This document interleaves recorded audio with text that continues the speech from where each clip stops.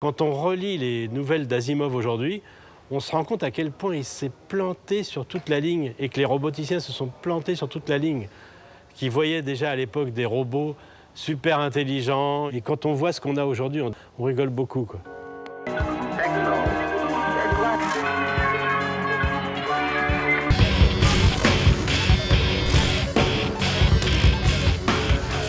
Le gros challenge que nous a mis le cinéma, c'est que le cinéma a fait rentrer tout le monde dans l'ère de la robotique. Et donc les gens se demandent mais pourquoi il n'y en a pas? Mais en même temps a mis la barre tellement haute que tant que le robot ne sera pas capable de parler, d'agir, d'être un homme, d'être un androïde, d'être un... les gens se disent mais enfin mais il n'est pas terrible ce robot, il fait rien. Iron Man a été un comics et puis après un film fétiche pour moi. Moi, celui que je retiens, c'est quand même Terminator. Blade Runner qui est THE film. Ce qui a été très fondateur, ça a été Star Wars.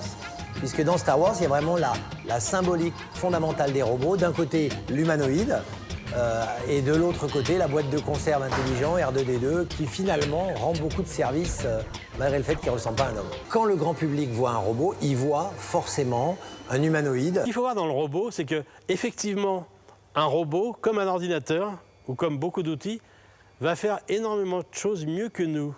Notre corps ne supporte pas des températures trop élevées, il n'est pas extrêmement précis. Des robots, on va pouvoir les envoyer dans des sites de catastrophes nucléaires. L'homme crée des machines pour suppléer aux insuffisances du corps. Il n'y a rien de nouveau sous le soleil. Si on veut tondre le gazon, on va pas se mettre à brouter l'herbe. On a inventé la tondeuse, et maintenant on a inventé le robot va faire plein de choses à notre service. Le but des robots, c'est d'aider les hommes, c'est de les mettre en valeur, c'est de les aider à grandir, c'est de les aider à être eux-mêmes. Quand il y a un robot qui interagit avec quelqu'un, la star, c'est la personne. Le mot robot a été inventé par un auteur tchèque qui s'appelait Čapek dans les années 20. Et il a créé dans notre imaginaire l'idée qu'un robot, c'était un homme. Et résultat, les gens ont pensé d'une façon systématique que c'était la voie à suivre pour les robots. Il y a eu très souvent des interfaces auxquelles on ne comprenait rien. Il y a eu entre autres des essais de smartphones qui étaient très très compliqués. Apple est arrivé avec l'iPhone et tout le monde a compris tout de suite.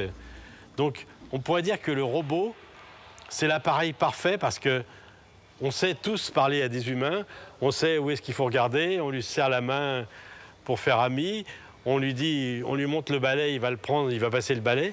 C'est l'interface la plus extraordinaire qu'on a jamais fait. C'est quelque chose que n'importe qui, n'importe où peut comprendre. Je pense que le robot humanoïde, c'est un petit peu comme au début de l'invention de l'avion. On croyait qu'on allait faire des avions qui battent des ailes.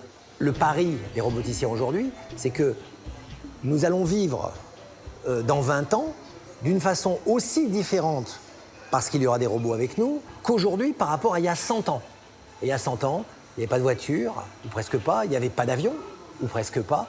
Et donc on voit bien que la rupture de civilisation par la robotique, qui est vraiment un événement majeur, est à très court terme, à l'échelle d'une seule génération.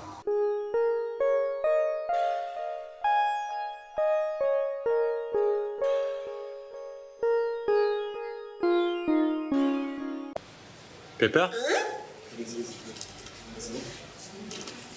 Salut, je m'appelle Pepper. Je suis bien content de te rencontrer. J'ai envie de danser sur de la musique classique. Pepper, regarde-moi. Ça va? Trop cool. Je savais que tu allais dire oui. Au Japon, il y a le professeur Ishiguro qui explore ça.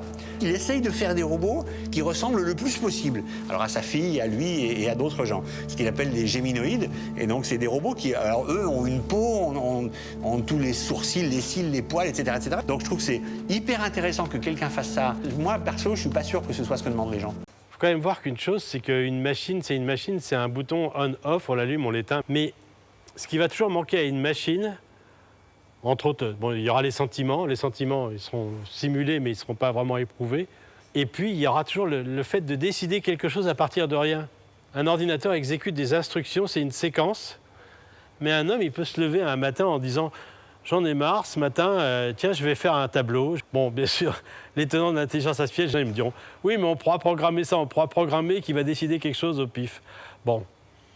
Je veux dire, on tourne en rond, ça reste un programme qui tourne dans du silicium. Moi, c'est ce que j'aimerais traiter dans le long métrage qu'on est en train d'écrire, c'est qu'une machine sera toujours un grille-pain. En fait, il est con, parce que c'est une machine.